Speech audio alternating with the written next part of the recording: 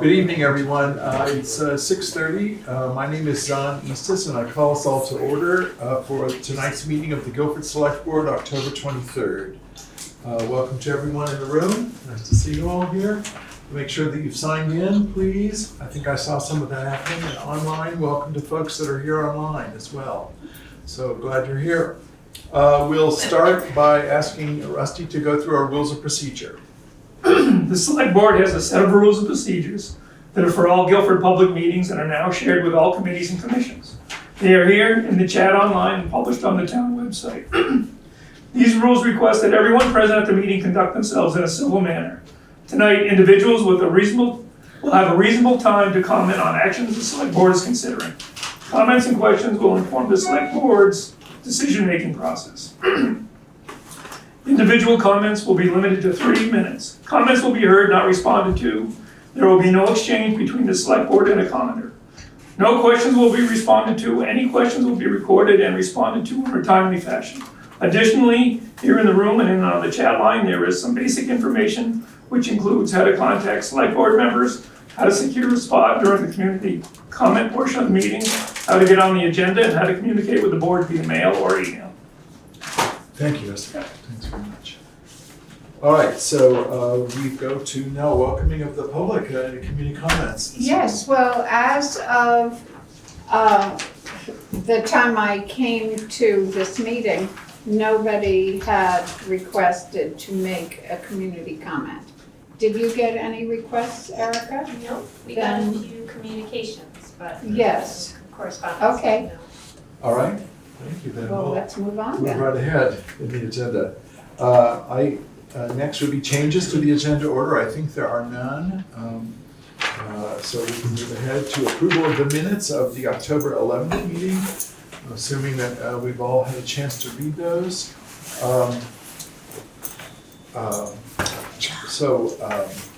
I'll take a motion to approve those minutes. Thank you.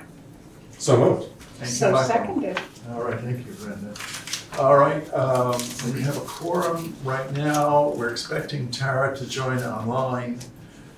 But we have a quorum here, so we can just say, please say aye if you approve. Aye. Any opposed? Any abstaining? All right. When Tara arrives, we'll move to voice vote. Barry, I'm sure that's Barry Oleshnik, but we want to just make sure. Can we see both your names there online, please, Barry? Thanks a lot. All right, then we move to the updates and reports section of today's meeting, which we'll start with Erica. You have a report for the Select Board? Yes, my doings of the week include a pretty large public records request that I'm still working on. Last Monday, we had our asset management program meeting, and thank you to everybody who came. It was very well attended and a pretty good meeting, I thought, in the school cafeteria, which turned out to be fun. So that document that we promised would be on the website is there now. The PowerPoint from the presentation and the video as well. Oh, great. Yep. Good. Thanks to BCTV. Mhm. And so what I'm working on in regards to that next are the questions from the parking lot of the meeting that Ellie was taking down, and we'll have answers to those up on the website very soon. And there will also be an announcement about that in the next issue of the Gazette, I think. Yeah, I didn't get a response back from Susan. Yeah, so. Oh, it'll be on the website anyway. Okay. And if anybody has any more questions regarding it, or wants to follow up on questions once they're on the site, just email me and I'll try to help. I had a meeting with Sarah Coffey and Colin Gatton from Wyndham Regional, and we talked about traffic and transportation and speeds and radar signs, and it was a really good meeting. And on Friday, Sarah's going to be back in Guilford, and Colin as well, to meet with someone from the Better Places program, which is an agency of commerce and community development program. Richard Amore is familiar with a lot of projects in Guilford, so that's going to be great. I think some people on the energy are also gonna do that. Good. I'm working with the Conservation Commission to get their natural resources inventory uploaded to the website and to Oh, good. retool their page on Guilford's website. Mhm. I worked on the Memorandum of Understanding with the library, which will come up later. We have been, since taxes are pretty much in, we've been receiving our social services appropriation requests and getting requests for next year to come up at town meeting, which is barreling towards us. And I got a chance to talk with Mitch Momney, who's a painter and a kind of a preservation carpenter. He knows a lot of stuff about the museum, the Historical Society Museum, and he gave a lot of pointers and really good details, so I can put together an RFP for that project. Great. And that's it. Thank you very much. Thank you. Really, thank you, Erica. That's a lot. Yeah. What's impressive when I come in, and well, it's always this way, is just how far-reaching all the work is. It's not like, it's not cutting chicken for 8 hours a day. All right, and then do we have a report from the Highway Commission at all? Not really too much. Over the weekend, some trees fell that they made quick work of. One right up here on School Street, and one I think on Guilford Center. So that was some Saturday work for the crew, but. All right. Good. Hi, Tara. Tara's here. Nice to see you. Hi. All right, so we'll move on then to old business, folks. And the first item under old business is the discussion and potential actions for the Finance Advisory Committee. We have a number of things to just talk through there. I would like to just have a quick discussion among the board and make sure that we're all where we stand, if we're of a mind about the role of the committee in the sense of its continuation for us, whether we consider it, whether the select board wants that support. It was mandated early on that the committee come into being, largely because there was a mistake at town meeting. You may remember that in the budget report, and so and there were some other issues that came up around that were looked at then. So the committee was brought into being and has been actually attending budget workshops and so forth like that, and doing other tasks, a little less active during COVID. But I wanted to sense that from everyone that we think that that's still important work for us. Can we have a word or two? Anybody have a thought? I believe they are, because most of the people on the committee are number crunchers, which I am not. I don't know if any of us are. Yeah. And they really help in that aspect, so yes. All right. Are there any other thoughts anybody wants to share? Well, I think we need to clarify accountability. Like Rusty, I really enjoy working with people who are more knowledgeable than I am. I think we're in a different position now than we were when the Finance Committee was first started.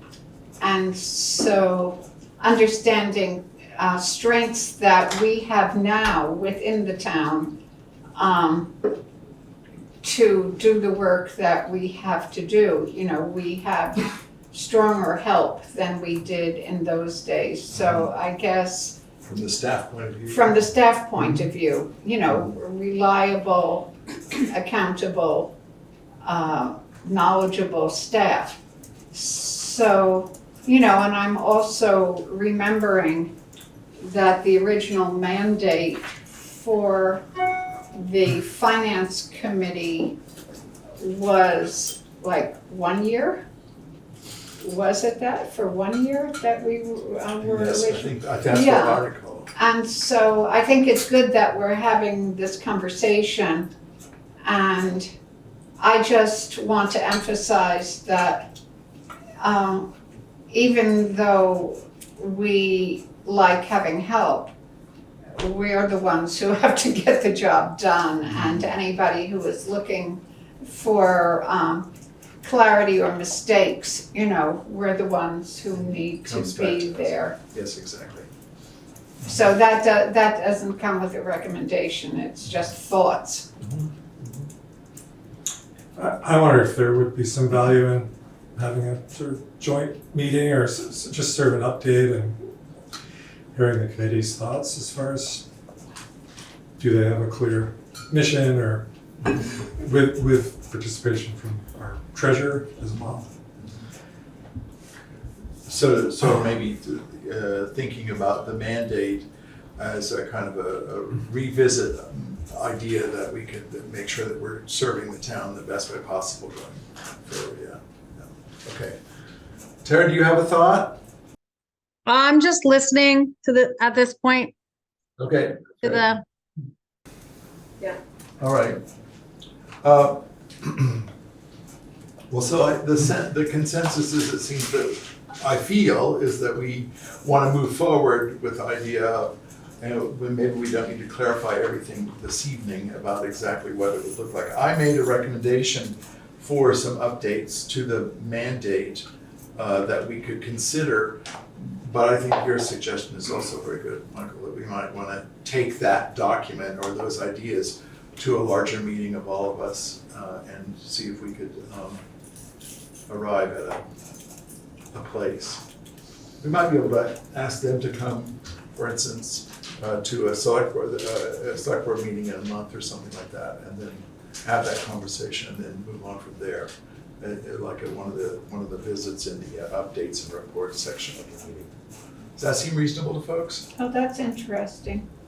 We had an offer of a new volunteer on that committee, and I wondered if we're at the point where we don't want to act on that until we have our ducks lined up, or that we would like to invite that person to participate in the conversation about next steps. The budget workshops will begin this week. The Yes, Finance Advisory Committee is definitely part of that. They're Yes. invited to come at this point, yeah. So, and is the public invited to come? Yes. Yeah, Yes, so they've been if that warned. person wants to Or the first, come along and yes. be Well, here- part of that workshop, there's no problem. we'll hear about that sooner. My instinct would be to go ahead and appoint Oh, the great. person to the finance committee to be part of the discussion, and I sense that even if we were to have a larger conversation with all of us together, it's probably not going to result in the idea that we're going to now stop having the finance committee. It's more about moving clarity so we can move forward together. That's, I think, what I understand. Yeah. Whoops, I see. Could I just Sheila? say that it's a finance advisory committee, not the finance Yeah. committee? Okay, we're just shortening it on our talk here. I think we've said Finance Advisory Committee. Thank you, Sheila. I hope we want to be very clear that it's about Finance Advisory Committee, yes. And thank you for that, yeah. The Finance Advisory Committee, just to say it very clearly, works as an advisor in an advisory capacity in support of the select board. It does not have rights and authorities and capacities on its own apart from any other, apart from the select board. So just to say that once again. So does it make sense to do something? Is that, go ahead and appoint a new person to the committee? I discovered something too. I just want to make it very clear that on the website, it says that there are 7 members on the committee. We were talking last time about whether to raise or lower the number. Well, in fact, of those 7 members, 2 of the members, as stated in the policy, are ex officio members, one being Rusty and one being Ellie. So there are 5 community members, which is the number that I thought we were sort of thinking about lowering it to anyway. So I think we're all set there. There's no further discussion we need to have probably about It's that. the organic method. Right, exactly. The ultimate resultant method, yes. All right, so we have a, if people are comfortable, we have a motion, we have a recommendation to appoint Tammy Sargent to the committee. So I'll make that motion. I would think that's a good move. She's offered to be on the committee. She's shown a strong interest, so I make that motion. Is there a second? I'll second it. Thanks, Rusty. Is there any further discussion about that idea? No, I think she's very committed. Okay, so we'll take a voice vote. Is there anything anybody wants to say in the community? All right. All right, Steve Lemke, River Road. Just a side comment on whether you should have a finance advisory committee or not. For anybody who was at that very painful town meeting, if you want to know whether you should have a finance advisory committee or not, just go watch that. Yeah. That will answer your question in no uncertain terms. I think you definitely should have a finance advisory committee. Thank you for your comment. I do still, I can picture that in my mind any time I want to feel bad. Okay, great. Dawn, Yes. how often does the committee meet? And then how often do they check in with us? Like, how do we utilize the finance committee? Well, so we'd sort of be beginning anew at this point because it has not met officially for some time. In its own guidance principles, it says we'll meet quarterly, I believe, and then we would expect to, just like our other commissions and committees that work for the select board, we have a schedule that's where they meet with us at least twice a year, and could be more if we need it to hear from them, or if there are particular issues that we need. Last year, the finance committee, at least some of the members, were part of the budgeting process, which we welcome, and so that's another way that we can engage with them and have their involvement. So do they come in and work with Erica and Ellie, like asking questions too, to get information?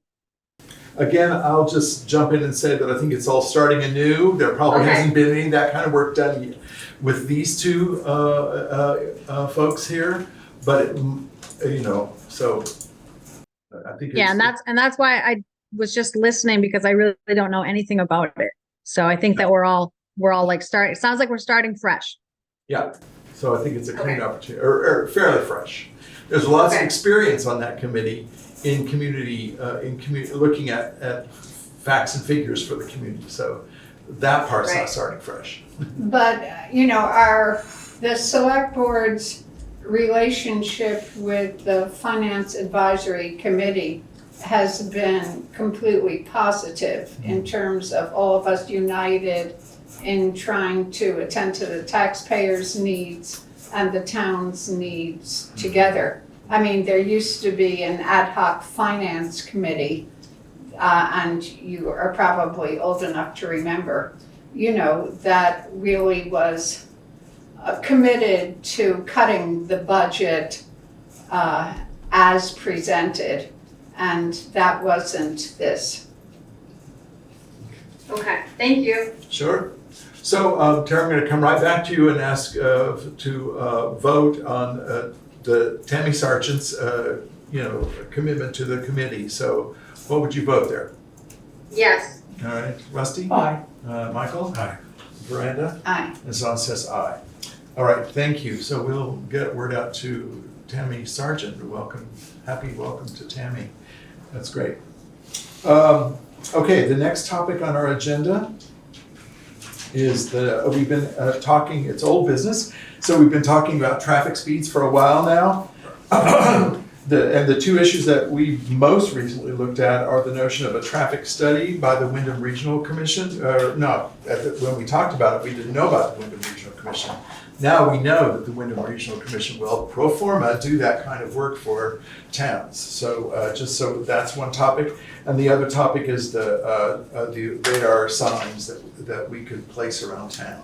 So I think we need to, I would propose that we just as a matter of course authorize Erica to follow up with the Wyndham Regional Commission about doing such a study in town. It doesn't cost the town any money. And it seems as if it'll be done in a timely fashion, relatively timely. They can put, so what they're gonna do is put those cables on the roads wherever we decide. And they can do that by the end of this week, apparently. Okay, so So, that, yeah, that won't give us the information we need, but it'll begin the study, yeah. nice straight away. It'll give us speed, weight, like the class of the vehicle, whether it's a motorcycle or a truck. Something else. Okay. So I have a question. So, Erica, I'm looking at the form here, and so is filling out the form, identifying the road and the purpose of the study, is that something that you will do and they will follow up on that, or will it be sort of together that Wyndham Regional and you will decide on the purpose of the traffic study? That's a good question. I think that's a kind of an old form. Oh. When I talked to, I just put it there for reference because they Uh-huh. do need that information, that same information. They need the purpose, what we want to measure. I think everything is fair game. We could just say that. And where we'd like it, which is the question that I've asked of you all. Like, I think we should place 3 of them.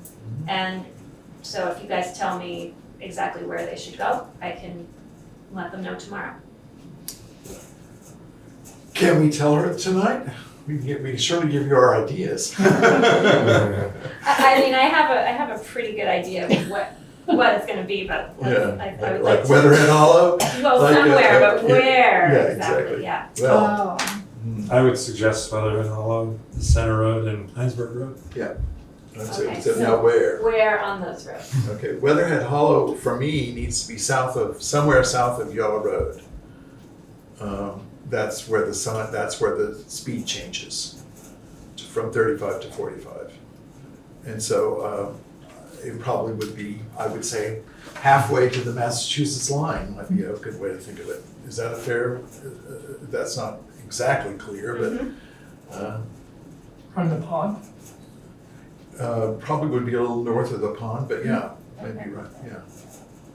That's I would where- sort of imagine people go kind of slowly by the pond because it's nice, and then they want to go when they get on that, yeah. well, there used to be, yes, I recommend that too. There used to be a passing lane Oh, Weatherhead Hollow? on the straightaway. Hmm. Yes, my late husband was one of the worst offenders. And, and I think that people got in the habit on that straight part of going quite fast because they could. And that's also, that area is the source of the most consistent concerns. Yes, spoken that we've concerns, had. yes, iterated concerns.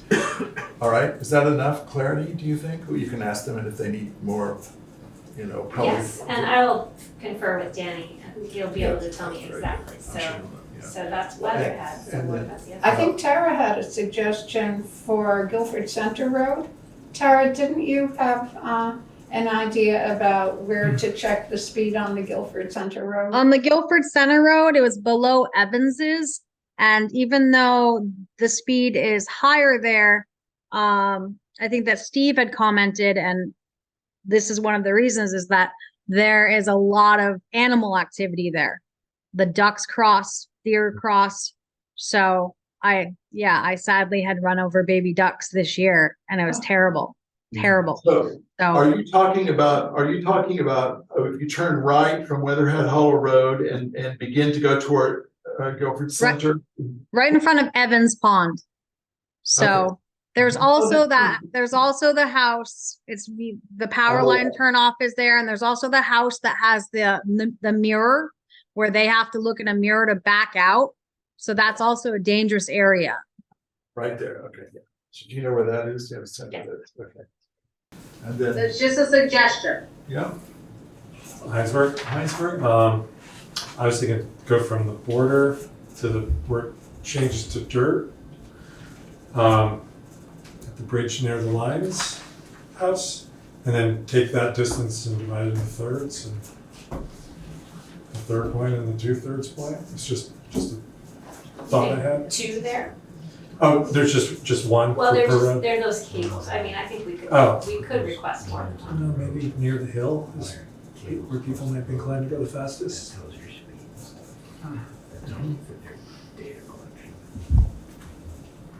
Does anybody in the room have a recommendation for Heinsberg? All right. If you can put more than one on Guilford Center, why wouldn't you put one going out of town here?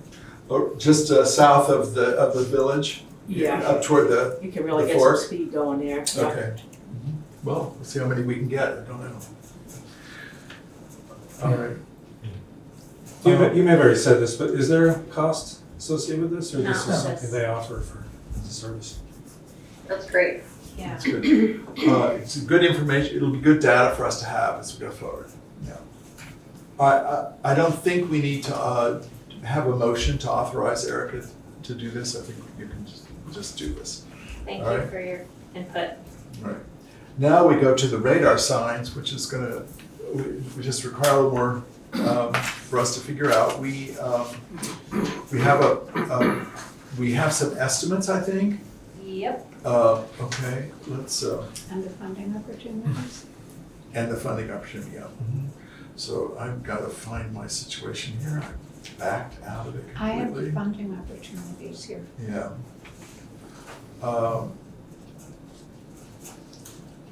Let's see, what's the budget? Can you work through that with us, Erica? You mean the quotes? Yeah. Sure, so last time, you all indicated interest in possibly getting 4 signs or 6 signs. So I got quotes for both. And it turns out that the quotes that we have been working with previously were a little bit high because they mistakenly were quoting us a different sign than the ones we already have, which is, I think, something we don't need. It's like a $250 difference. But the EV12FM has little graphics like smiley faces, which are very much not recommended. And ours that we're already using is just the EV12, and that's about $250 less per sign. So that's a good discovery. So for the cost for 4, and I asked if you guys looked at the document in the folder. Yeah. I asked for the quotes for the signs, and then I mentioned the 7-year contract that we had. So they gave a price for a 7-year contract, which seems kind of, I don't know if we need to do that right away. I think it was a good deal for the signs we have now, but maybe, I don't know. I think it's something that we can negotiate about, but, so the signs themselves are $2,749 a piece, and there's not a bulk discount on that, so just $27.50 basically per sign, and then an extra for the cloud contract. And maybe that can still be negotiated a little bit since we have a 7-year contract now that I don't think was as pricey as the one that they're talking about. So that's it, and So we were talking about getting 4. yeah. Here's P80. No. I don't know if anybody wants to see that, okay.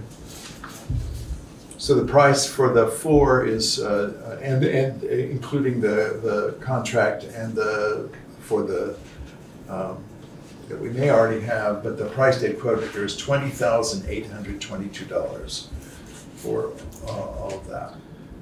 So that's what we intended we would look at and see about purchasing. Now, I did a little bit of research and found out that we can in fact use ARPA dollars for these. Other communities are doing it. I checked with the folks at the BLCT state level for the program, and they said yes, it's possible.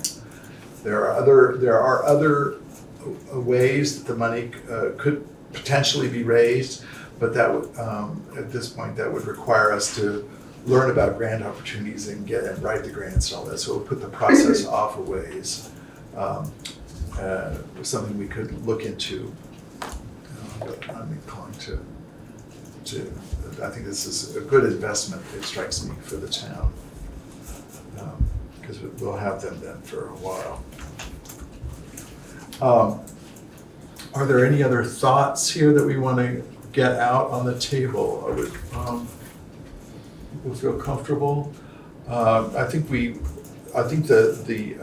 what we would be moving and voting on is that we would move to use ARPA dollars in order to pay for these signs, and then we would authorize Erica.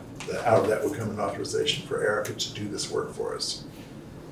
So we have a number offhand how much ARPA money we have left. Yes. 90,000 something. 90 something. Yeah, I did 92. Sorry, I have it right here. $92,968.12. We have the Historical Society's request To look at this evening. And there are also some dollars that are not yet expended that we have authorized or earmarked for certain projects. And some of those could potentially change because we haven't spent the money on that yet. But I don't think we should plan on them changing at this point. We should act as though they're fully expended dollars at this point. So I think what we would have, do you need more look at that? Is there a warranty on these things? I mean, a warranty. how long they're expected to last? Warranty 2 years, 2 years. I'm seeing right here. Oh, good job. The warranty is for 2 years. Yeah, I mean, there was some feedback. I mean, we hadn't noticed some of the things, some of the criticisms of those signs that, at the bottom of that document about other funding sources, there were reviews of those signs. And so, some of them had to do with them being negatively impacted by snow, or that there were parts that had to be sent, they had to be fixed in Canada or something. I mean, That's not with these specific ones. I don't. oh, I We see. haven't had either of those problems. The service folks are not in Canada, they're in America. And we have gotten repaired done, we've gotten parts shipped to us that needed to be put on. I don't know who did the repair, I think Danny might have done it, that was before I was here, but one of the complaints that I've heard a lot is that people will race by them to see how fast they can go. And that is a feature that you can turn off. You can set a highest limit and it won't show you what you're doing after a certain, I see. after a certain speed. So we Well, there was that little moment when they were first up for a while, people were actually saying, advertising how fast they got to go. Yeah. All right, Barry, I should see your hand. Well, as you know, I have a comment not particularly about the speed signs, but basically the letter that I submitted to the select board shortly after last meeting. So I don't know if that comment ought to come now. It's about this motion, or it's about the general conversation of speed mitigation efforts. So I'm not sure if the comment is appropriate now while we're commenting on the motion that's on the floor, or if I should hold mine until afterwards, if that time comes. Now, if you don't mind, why don't you hold it? Because we have your letter and we have it as a comment that we'll be talking about. I mean, a correspondence that we'll be mentioning later in the meeting as well. So if there's something still further that we want to say, maybe we can take it up at that point. Yeah, as I said, the letter was submitted to you five, but for the sake of the people in attendance and the viewing public afterwards, I wouldn't mind elaborating on those points if at the time that it's appropriate, if that time comes. It's up to you. Okay, thank you. All right, thanks very much. Tara. So I know we're not at the Historical Society yet, but they have an estimate between $60,000 and $80,000, and I just have a little bit of a problem with a $20,000 window because I'm not used to getting estimates that don't pretty much have a figure.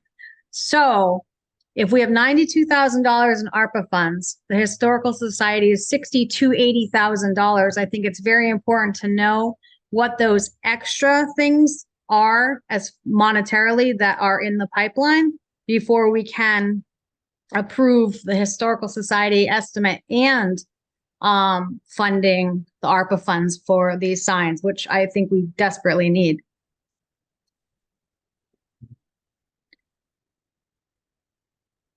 Thank you. I hear you. Trying to think about what to do here. I mean, Can you just do you guys know what else you mentioned there's a couple other things. What are those things? Do we know what those things are? I think that we won't just open it up just at this moment, Tara. I want to try to figure out if we want to give them an opportunity to really speak and address that. So I think that if it's all right. I'm sorry, Zon. If it's all right. Yes, Tara? I just wanted to make one more point when it comes to approving the Historical Society. If we were only to approve 60,000, how would they get the other 20,000? So that's why it's important to know the monetary amounts and compare it to what we have left over. That's all. Okay, so we'll have to talk about that in a moment. If it's all right with the select board, I would like to could we just move the consideration of these signs down after that we've had the Historical Society conversation and see how the math plays out? Are people comfortable moving that part, just adjusting things a bit? Sure. Are we okay with that? Yep. Okay, thank you. Then, so the next, I better make a sign for myself to make sure, I better make a radar sign to make sure I do that. All right, so we'll move on then to the library memorandum of understanding and see if we, if we're all comfortable there with that. We have, we submitted the memorandum of understanding to our attorneys, and the attorneys got back to us with a number of changes, which then we shared with John. And so I understand that the library is comfortable with what you see. Yeah, it says the same thing, they just added a bunch of legal speak. Yeah, there's legal speak, and which is good to have. Yeah. For all sorts of reasons. Not so that it gets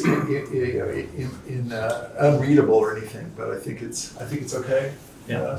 So I think so, yeah. all right. So then our job would be, select board would be to consider engaging or entering into this memorandum of understanding with the library as redlined by our town's attorneys, as suggested by our town's attorney. Yeah. I just didn't understand what number 13 meant. Let's see. Number 13. This memorandum of understanding may be executed in one or more counterparts, each to be deemed effective. I don't understand what the word counterpart means in this sense. I'm gonna guess what I think it means, but maybe somebody knows better than I. I think it means that either we can sign first or they can sign first. And if whoever signs it and both then sign it one after the other, in other words, not at the same moment. Okay. That's what I think it means. That's what I thought too, but All right. I didn't Okay. have time to ask. I think it's just to be efficient for the meetings as they go forward. Okay. So are we needing a motion? Yes. Okay, I so move that we accept the revised memorandum of understanding for the library And enter into agreement with and that. enter into that agreement. Is there a second? I'll second. Oh, thanks, we'll take Tara, all right. Any discussion? Anybody, would you like to say anything here? I would just, John Shaw on East Mountain Road. I would just say that this essentially is putting into writing the way that we've already been doing things, really for the most part, and so. There's nothing new or surprising Yeah. to anyone. Yeah, I think that's a good statement. But- Oh, sorry. Sheila? Sheila Morse, Melody Health. So I'm acknowledging that this is what has been. I think we also need to acknowledge that what is going to be in the future at the library, because you're gonna have new personnel and stuff like that, is not necessarily going to be the same way of operating that has been in the past. And I don't know if this is true or not, but I don't know about on the Friends of the Library trustees, if there is HR and personnel experience. But I think it's been, my guess, it's been a casual experience so far in hiring and firing. Probably you've never had to fire somebody. And the town office administrator and the town office in general has a lot of experience in that, and I would strongly recommend that any personnel issues be a joint decision between the library, whoever functions in these personnel decisions, and the town administrator, just to be abundantly cautious. We've learned in this town office that sometimes making assumptions about goodwill isn't necessarily the best way to act. Hey, can I ask you a question, Sheila? Are you recommending that some language be added to the memorandum of understanding as written in order to I think it codify that? I think it basically says the town can pay salaries and the library has control over who is hired and fired. And I think that needs to be a joint process between the town administrator and the library, whoever is on that board. Not that the town would have control over it, but the town would provide guidance in any situation. And I did ask, I asked BLCT about that exact thing, which I haven't gotten an answer just yet about, should we add that to the MOU or should we add it retroactively?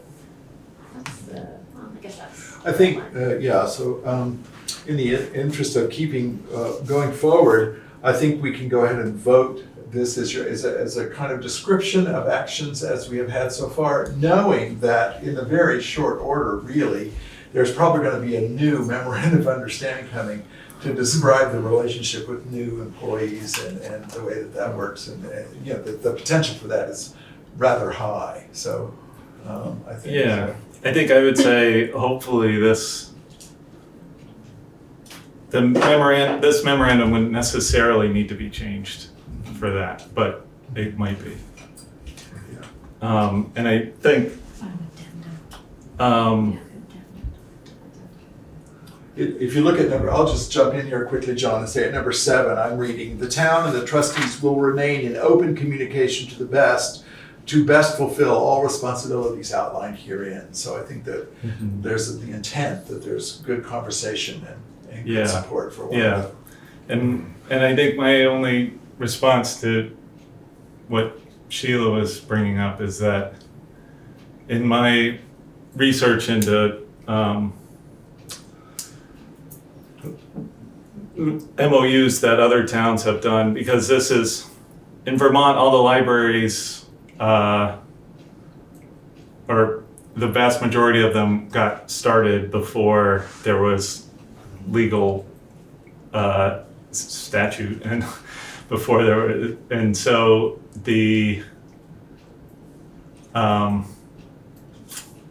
so there's some amount of confusion about the different roles for different parts of the town, and there was a Vermont Supreme Court decision specifically about a library director's salary and whether the town, I think it was a town with a town manager, but whether the town could have established a salary or a raise, or whether the library trustees had that authority. And the Supreme Court said that the authority over the library employees rests with the trustees. And I think definitely if something were put in that was having town administrator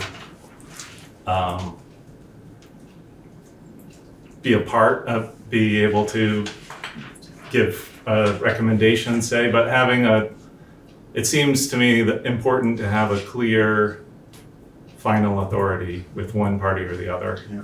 And so And the joint relations should be definitely open and ongoing and friendly and everything, but Okay. yeah. So with that all said, are we able to vote, do you think, to enter this MOU? Sure. Yeah. Okay, I'll turn to you first, Tara. Are you, Aye. all right, Rusty? Aye. Mike? Aye. All right, Veranda? Aye. And Zon says aye.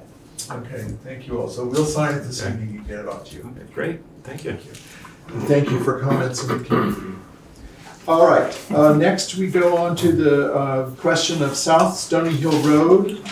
And we had appointed a subcommittee at our last meeting to do a little research and discover what the possibilities are for us, and we come back with a recommendation. Do you want to make that a recommendation? Yes. Okay, so Rusty and I worked on it, and we think we need to conduct a public hearing. That would be the next step in a process like this. It's not saying in favor that the select board is stating no opinion at this point. What the select board will do is conduct a public hearing about and all the facts will come out, and we'll hear from the community about the possibility of renaming the public part of South Stony Hill Road, and the request is for the public part of South Stony Hill Road and the private part of South Stony Hill Road to have the same name. That's the request coming from the Belligors. And that's the nature of what our hearing would be about. That's the kind of the scope of our hearing next time. So that we would recommend that. So I'll move then, since let's put it this way. I'll second the recommendation. How about that? We should probably have one of you guys second it, since we made it. So are one of you willing to second it? I'll second it. All right, thank you. Okay, so let's see. All those in favor of conducting a public hearing, and that will authorize Eric to do all the scheduling and all that, and it's a process. And it involves letting all the abutting neighbors know and all that kind of stuff. We'll go through that whole process. So are you in favor, Tara? Aye. Thank you. Rusty? Aye. Aye. Brenda? Aye. And Zon says aye. Okay, thanks very much. So will that be a warned public hearing with Zoom and everything, or on location? I was just wondering. Yeah, I don't know yet. Okay, let's just forget it. Do you know? Well, I think I do. So yes, it will be warned. Yes, there will be a Zoom. Abutters will be notified by certified mail. I don't believe there has to be a site visit for this because you're not changing the road, just its name. So that can be discussed at the hearing, and the select board can make a decision there or another time. And I think that the public hearing, it's something like this, could happen at a select board meeting. Well, we'll find out. Yeah, All well, right, we'll find out. Oh, you mean, I think in the past, maybe we have had a hearing that was sort of tacked on, I think like before. yeah. There are some strictures there's some Yeah, statute about whether or okay. not you can end a meeting at a certain time. And so Okay. you have to make sure that all Wow. works. I do want to just say that, like another decision another process that the select board went through recently about a road here in town, that the way statute is set up, and I believe it's the same for this, is that once the hearing is conducted, the select board can make its decision without the public there. That's possible by select board. I'm just alerting the public to that notion that that's a possibility. In the previous case, although we spent time discussing it, which we can do by statute, not publicly, because that particular issue can be done in a non-public way, then we conducted our vote about the issue in public. We're not required to do that. We just did that in that last instance. So we'll determine what's best for us about that going forward. Okay. All right. The next issue on our agenda is the issue of conflict of interest. And so we are here tonight to look at, let's see, we tabled it from the previous discussion. We had agreed essentially on some language that might work for changes in it. We had agreed to it considering language. We didn't agree on the language. We agreed to considering certain kinds of language. And then we needed to see a form that was being suggested. So the combination of those things I think are ready for us to look at. Tara, turn it over Yes. to you. Yeah. Hi. This has been a long process. What I'm asking is for an adoption of the actual conflict of interest and how it is written, and then to also adopt two attachments, A and B. And just to simplify things, I don't want a motion tonight. I want to talk about it, and I want to make a motion at the next meeting. But I want you all to see what we have done. So I've amended the actual conflict of interest and changed verbiage, and I had help with that from Zahn. I want to add to the policy itself something, attachment B, which we originally got it from the Vermont Ethics Commission. Erica has worked wonderfully to adopt it to the Guilford Conflict of Interest Policy Attachment B. So that's Attachment B. Attachment A is what we sign as select board members. It's called the Conflict of Interest Related Party Statement and Questionnaire. And this is where some of us didn't quite agree, because some people felt it was too in-depth, intimidating. But I think that it's very important, because once again, it's very simple to me. If you have a conflict of interest, you say yes or you say no. If you say yes, you say why. With this attachment B that explains what a conflict of interest is, it ensures that every single person that is signing the policy understands.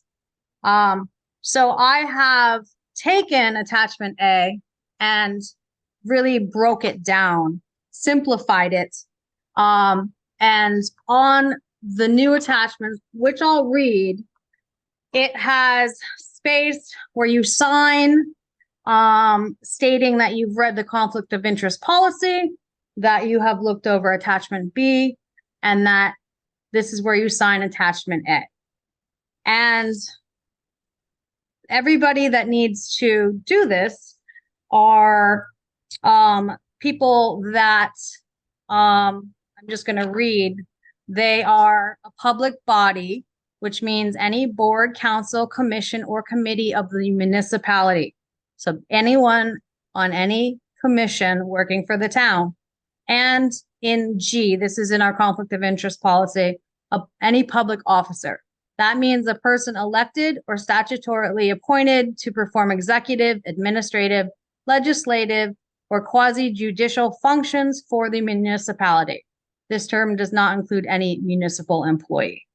So I am asking that attachment A and attachment B be looked over added to the conflict of interest policy, and that we agree to the change in the verbiage, which I have done, shared with you, and I'm happy to read right now. And that next meeting, we vote, I make a motion and we vote to adopt and attach A and B to the conflict of interest policy. And so I will just quickly read the verbiage, if that's okay. Yes. So in the actual conflict of interest, we have added application. We're replacing Article 3 to read, the policy applies to all public officers as that term is defined below. As listed in Article 4, Section E and G. And I just read you what E and G are, stating that a public body means any board, commission, committee of the municipality, and G, public officer, means any person elected, etc. So we've added that. In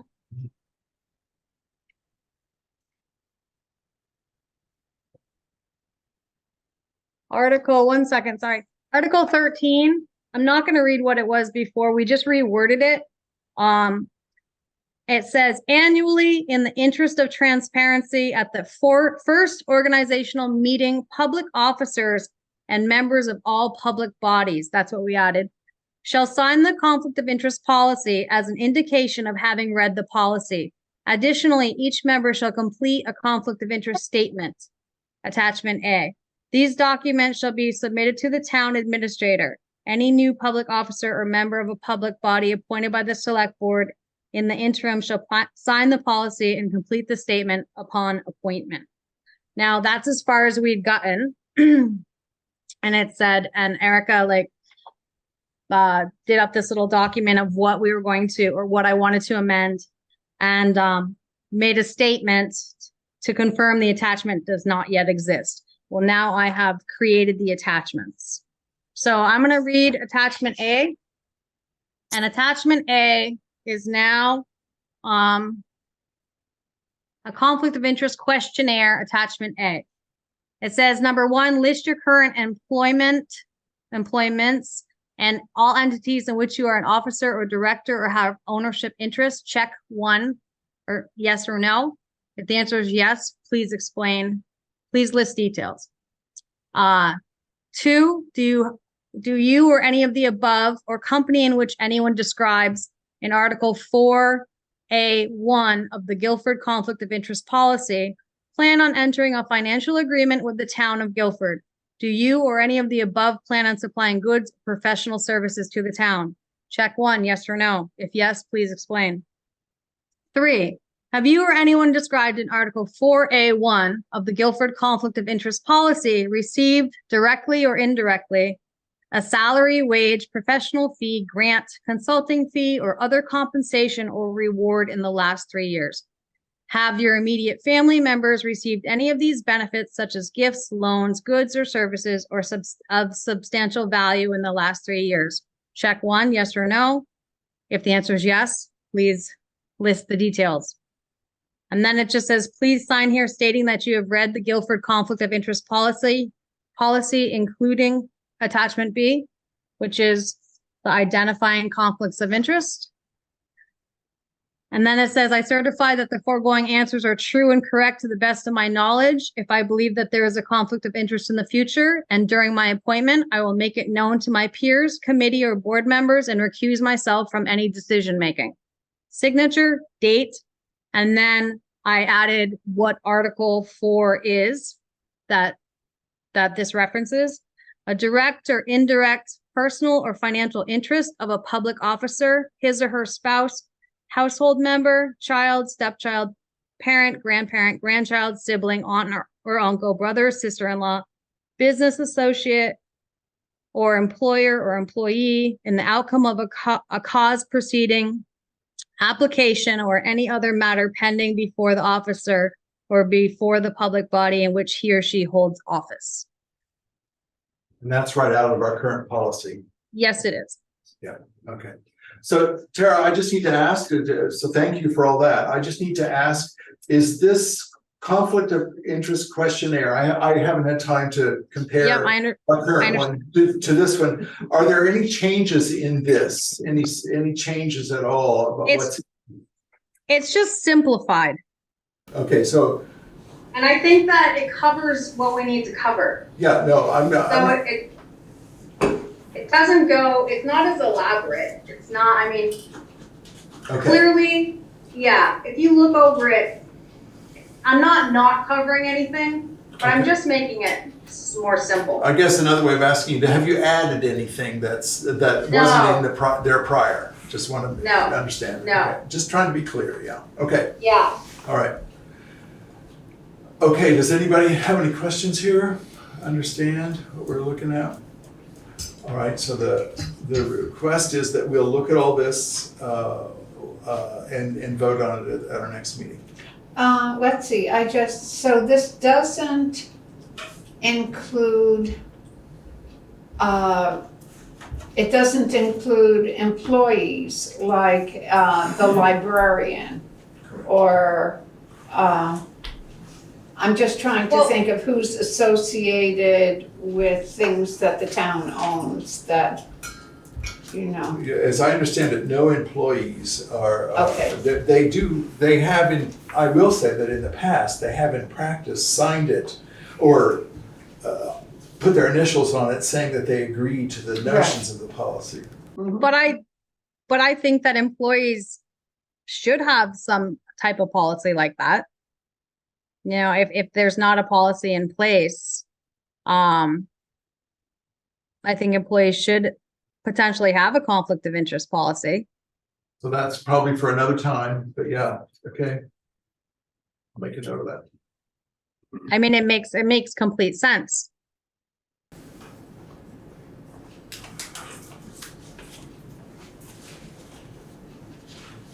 All right, is there anyone who has another question or any kind of issue with this process here? I have a question for Yes. Tara. So number 3 on this questionnaire, does this mean a wage, fee, grant, all that stuff, from the town of Guilford or from anywhere? Correct. Okay. No, you from need the, to say that. it's strictly from the town of Guilford. Okay, that's not clear. I also wondered then under number 1, where you ask whether is to list your current employments and all entities in which you're a part or an officer or director of which you have an ownership interest. Do you mean just in the town of Guilford or broadly, more broadly? Well, definitely more broadly, because someone could still come in and work for our town that is in Dummerston if they're your brother. That's not, oh, I see, if you're the director. Know what I mean? If you're the director of a company or something. I Yes, see. if you're the president of a company who Mhm. is bidding a job in Guilford and it's your brother. Good, then I'd also recommend that you frame number 1 as a question because there's an implicit answer there, a yes, no answer. And it sounds like you're not really intending for a yes, no, you want a list.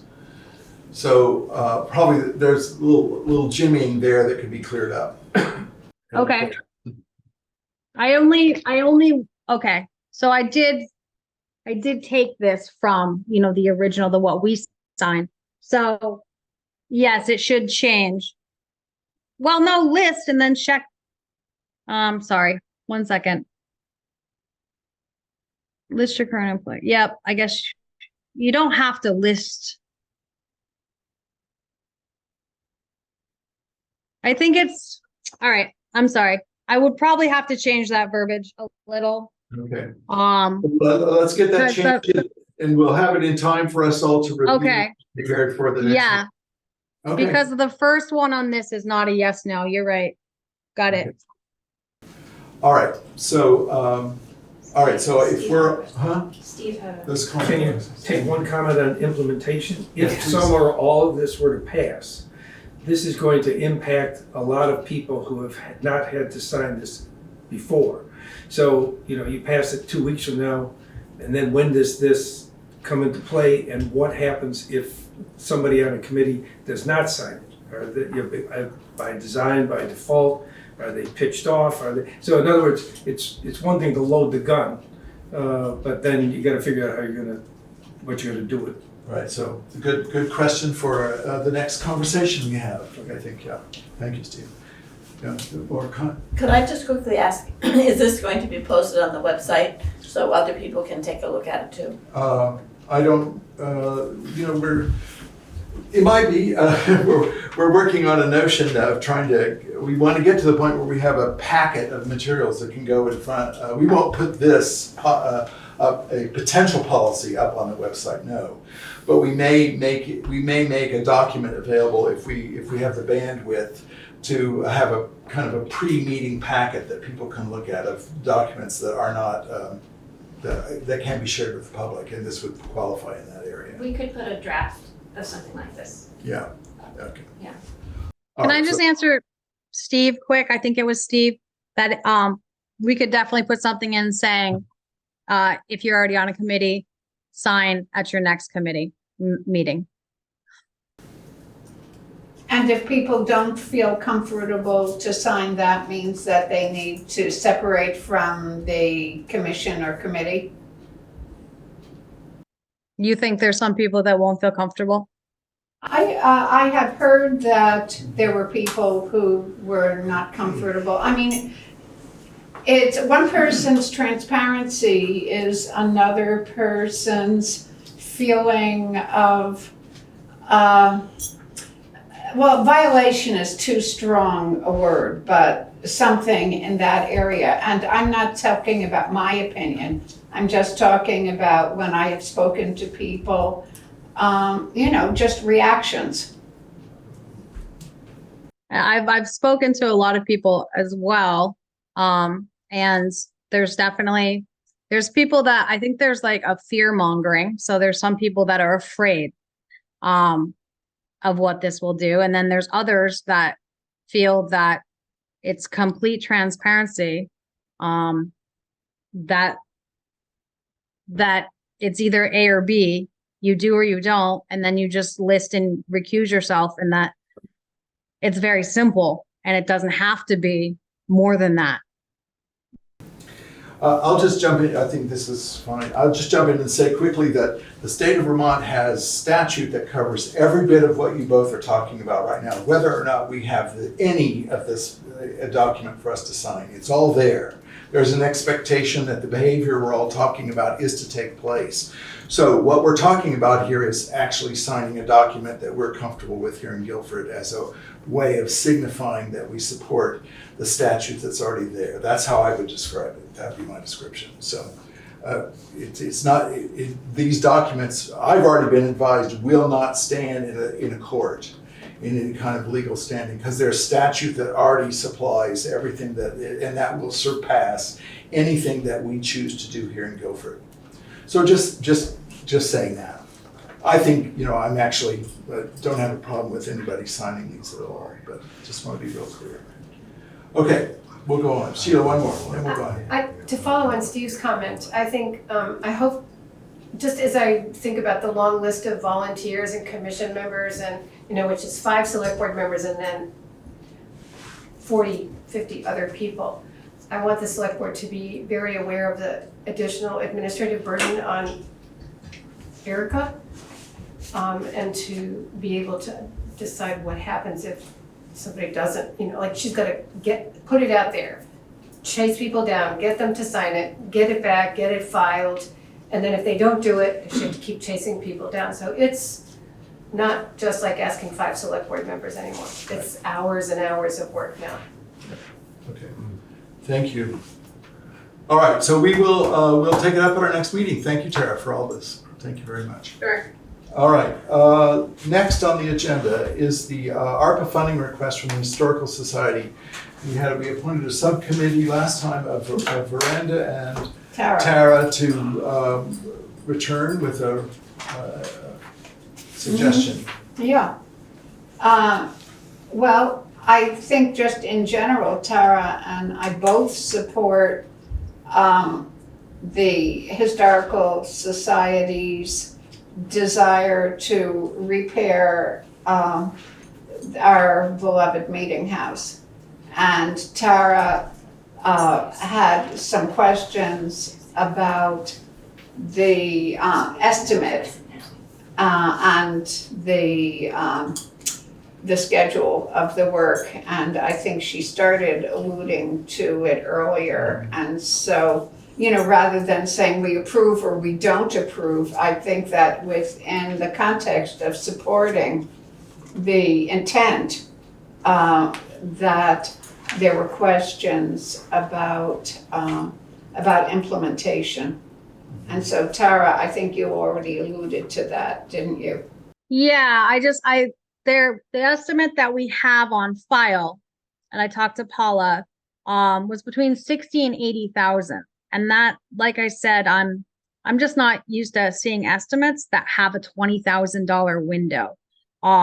So I was wondering if maybe we could get another estimate. She did say that there was a verbal that was very, very, very high. But I mean, I have a couple ideas, and I'm sure the person could probably get us an estimate in a week. I'm not sure how time sensitive this is. Like Miranda said, we definitely support the Historical Society, for sure. But what if, you know, there's some other things in the ARPA pipeline, I'm pretty sure. So, if we were only to give them 60 and it was $85,000, how are they going to come up with that money? I would just like to have something a little more concrete. And also, their timeline is 2025, which did at first seem far off. I do know that contractors are kind of, a lot of them are a year out. So February of 2025. I mean, I think that I know someone who could get there sooner and who's lead paint certified. That was another question. And Paula did say, yes, they are lead paint certified. So I'm just wondering if maybe we could get another estimate, how time sensitive it is, or if the board just wants to, what their feelings are. I think our policy in the past has been not to try to explain or help the people that are submitting. We're not trying to micromanage how they spend their money. That's not our responsibility. I think we've had a couple of those instances where we've been, similar situations have come up, and we have wondered, but we determined in the end that we would simply supply a grant based on the information that was supplied to us in the application, and that then they would figure out what they were going to be doing with the ARPA dollars that we awarded them. That's the decision. That's the way we functioned, I think, in the past. So, Well, I think that this is a supportive. It's not a direct approval or disapproval. And I realize that isn't, you know, it might be more helpful to them if Tara could actually get them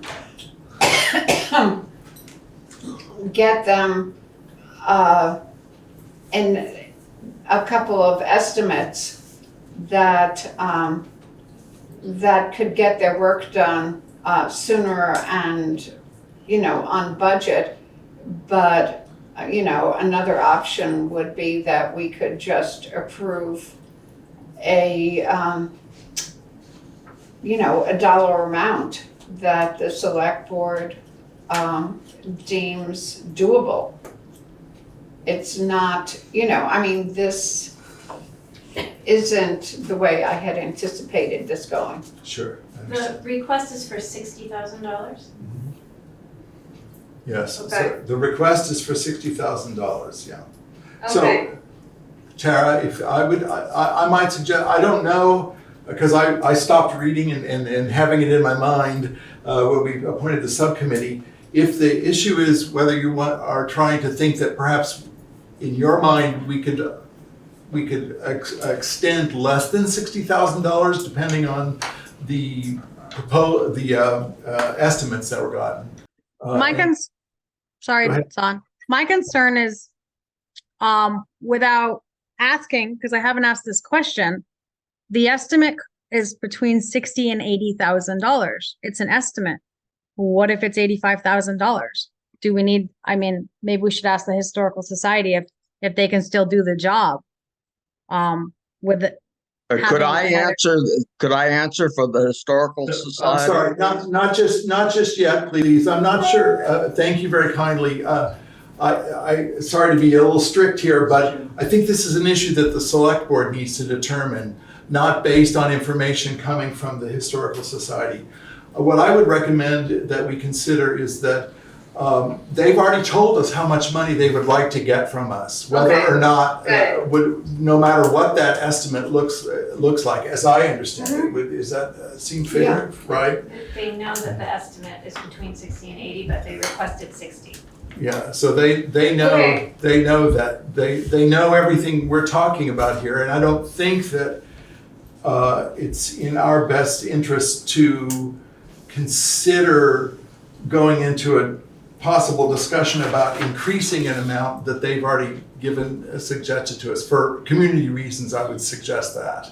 We established a subcommittee, and it was my understanding that was to ask questions for them. But if it's just like, if all we need to do is approve the $60,000, then that's completely different than having a subcommittee and asking questions. No, it's not. Okay.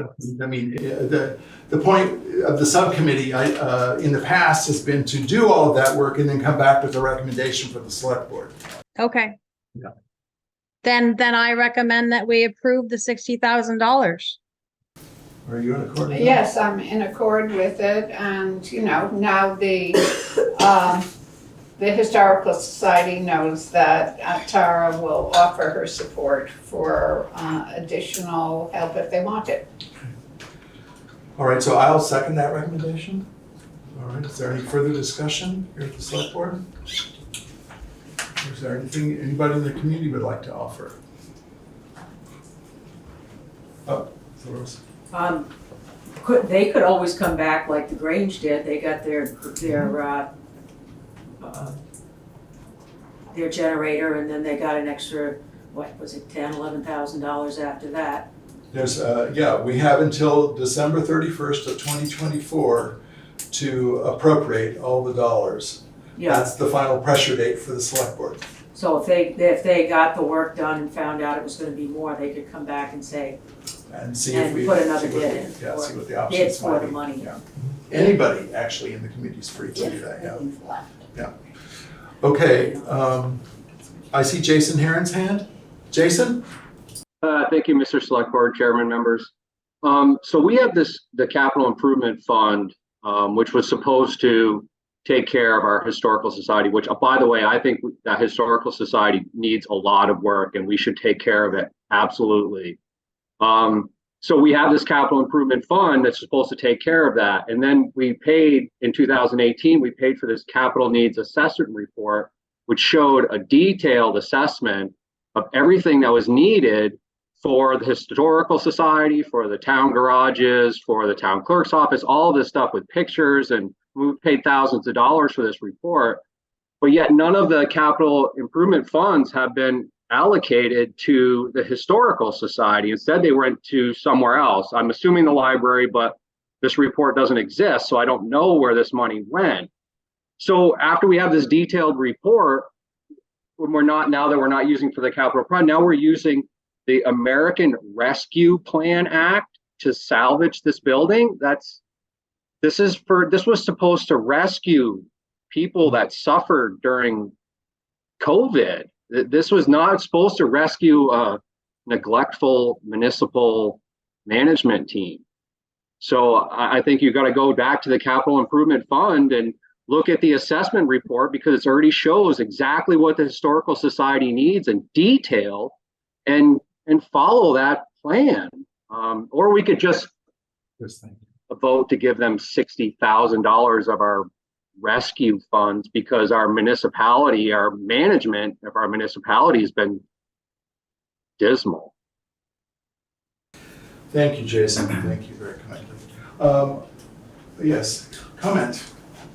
two separate buildings we're talking about. Yes, Just two so that I want to make some clarity on that. I think Jason might be confused about Yeah. the capital improvement. So just to fund. say it very clearly, the request is not for the museum. The request is for the meeting house, which was not covered in the capital needs assessment of 2018. And the town doesn't own the meeting house. The town does not own the meeting house. And we can still consider the question of whether or not the management of the town is dismal or not. We can still hold that in abeyance. But for at least the issues at hand, there's incorrect information coming from Jason. So just want to make that clear. Okay.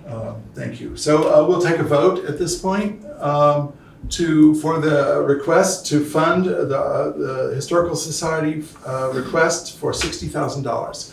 Tara? Aye. Rusty? Aye. Michael? Aye. Miranda? Aye. And Zon says aye. Thank you. Can I just say something? Please, Doris. Thank you. You're certainly welcome. Thank you for you folks for pulling it all together and getting the request in and the work that it took to do that. It's been a little, it's been a process. So appreciate that very much, and I hope it helps. Okay, we'll move on to new business now. And I just want to state that budget workshops are coming up. I'm not sure, I can tell you that the first one is this Thursday morning. You wanted to go back to the Yeah, radar that's business. To what? Oh, yes, thank you. I've got an arrow right here, The radar and I just put a mark on it. This is why we need communities, to keep meetings moving in the right order. Okay, thank you all very kindly, and I apologize. Let's go, I'll hold off the exciting news when the first budget workshop is.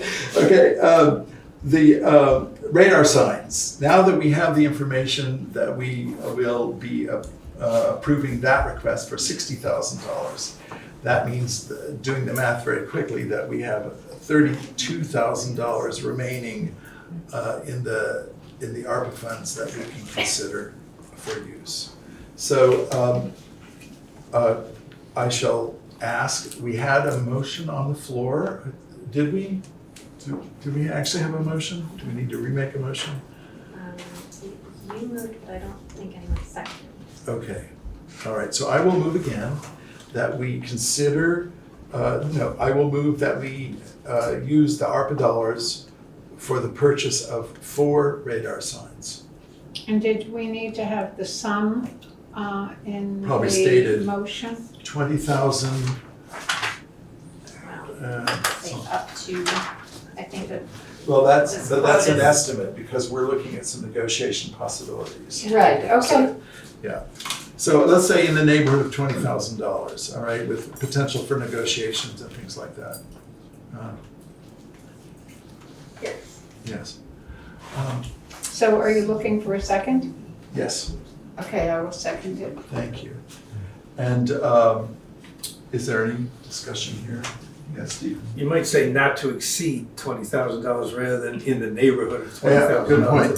Then it makes me want to say the actual number, and I wish we had it right here. I almost wrote it down. One I have second, it in one of please. my folders that I put aside. So I think that the quotes that I have here are, Here it is. Oh, that's the description of the thing.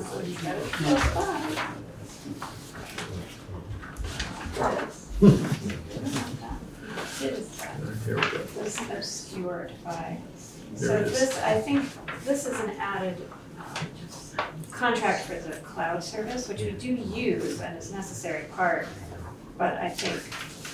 Well, I'm still gonna I use this number. skewed it. Okay, I'm gonna use this number, not to exceed $20,822.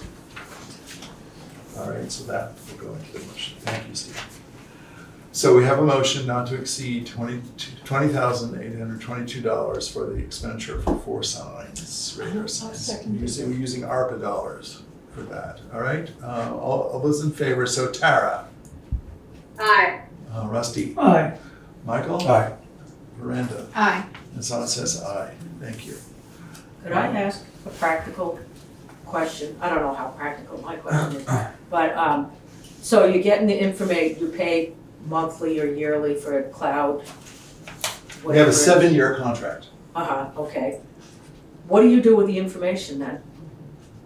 We've been reading it, collecting it, but that's probably let's talk about that in another moment, because I don't know the answer. I don't know a good answer, right?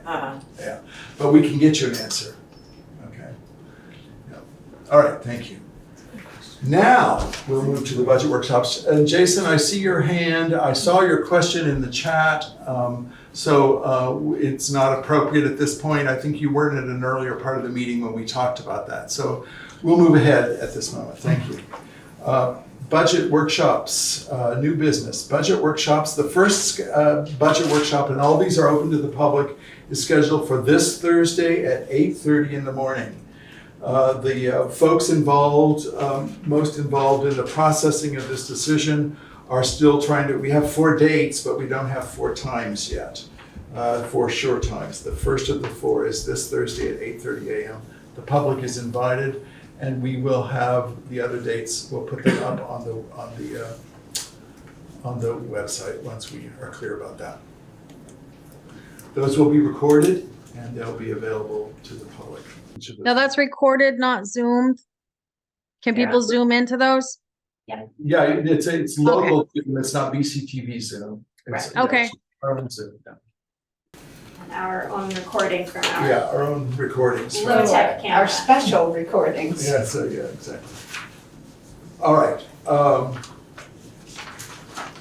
And you're here? Yes, here. All right, we'll move on to the warrants. Tara, please. I would like to make a motion to move the warrants as accepted. That's wrong, isn't it? Approve the following warrants is simple. All right, anyway, here we go. Payroll for week 10/15/23, $6,955.38. Payroll for week 10/22/23, $7,481.35. Expense warrant number 2408, $33,905.44. Expense warrant number 2408R, $1,089.65, for a total of $49,431.82. All right, I will second that. Is there any discussion, please? Just the social service appropriations were due, so we paid SEDCA, youth services, visiting nurses, hospice, and then there was a lot of insurances, more equipment expenses, and gravel. Can I ask you a question, Tara? Can you look at specifically at expense warrant 2408R, and without naming any names, can you characterize what that is about? I don't think she will be able to because we don't have it. It's That's the one that got held Yeah, up. that's the one where we'll hold Well, that. then if it's here, then it was warrant. It was, and it's on the, and so, okay. Yeah, so I can. yeah, No, it's I'm fine. fine. Tara, thank you. I think we know what it is. I just want to I explain. can say what it is. Okay, thank you. It's an overpayment of taxes that this is a refund check for, and there have been a few of them. It's sometimes the bank has money in escrow and then the person pays also, and then they get a refund check. So that's. And there will what be this a is. few of them, there will be a few of those coming as we go along, all right? So just so we know, there are a few more of those coming. But this is a new thing, at least at this moment, this year, at this time. It's a new thing that we should start to see. Thank you. All right, so we have a motion on the floor to pay these warrants. It's been seconded. All those in favor? Let's do it this way. I have to go voice by voice. Tara? Aye. All right, Rusty? Aye. Michael? Aye. Miranda? Aye. And Zan says aye. Thank you very much. All right, there's no other business in front of us. So at this point, Michael, I would ask you to characterize the 2 correspondences we got. They're both letters having to do with traffic and concerns about speed. And one of the letters was in support of the select board considering lowering speed limits. All right. Barry, does that characterize well enough for you? Do you feel that we have this in hand, or is there something else you'd like to say?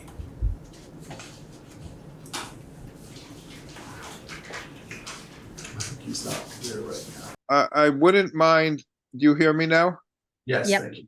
I wouldn't mind laying out my premise for the appeal to y'all to think of lowering traffic speed limits for the sake of the listening public and the attending public, as opposed to just the select board seeing how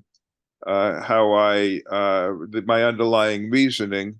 But of course, if time or protocol says that this is not the time for that, I could hold it off or discuss this in another forum or whatever. I think there's an issue. What I'm thinking about, Barry, thank you very kindly for your concerns, and I read your letter with interest.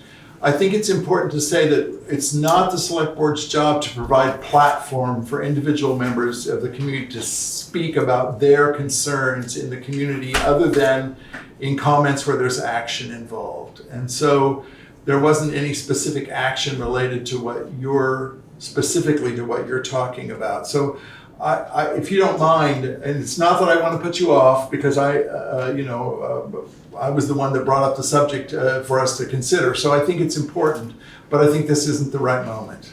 Okay. So, Zon, do you think that it would be an appropriate thing for Barry to offer it as a community comment? Yes, that would be fine. Okay. That would be great. Barry, if you want to come to the next meeting and express your feelings as others have during the community comment period, that would be just fine.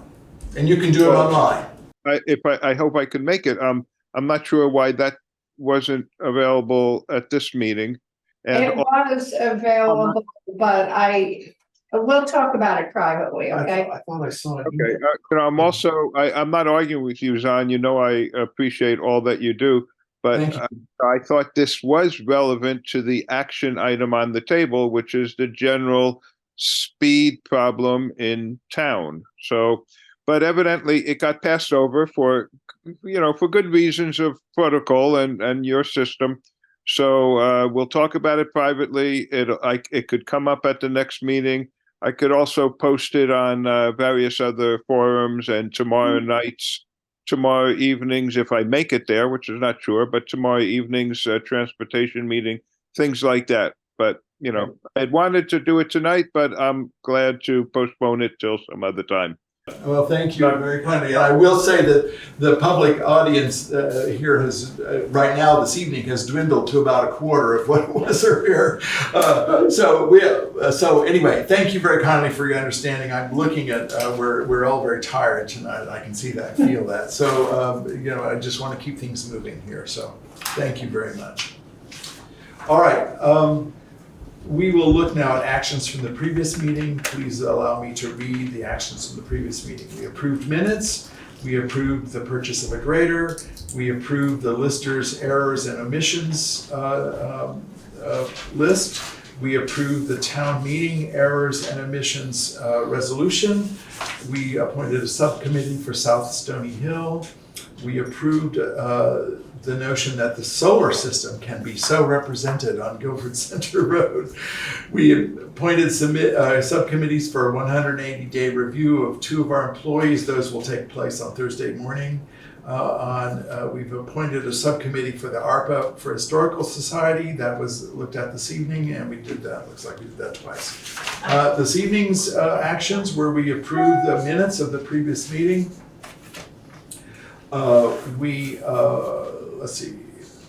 We tabled discussion about the Finance Committee's role. However, we did appoint Tammy Sargent as the new committee member for the Finance Advisory Committee.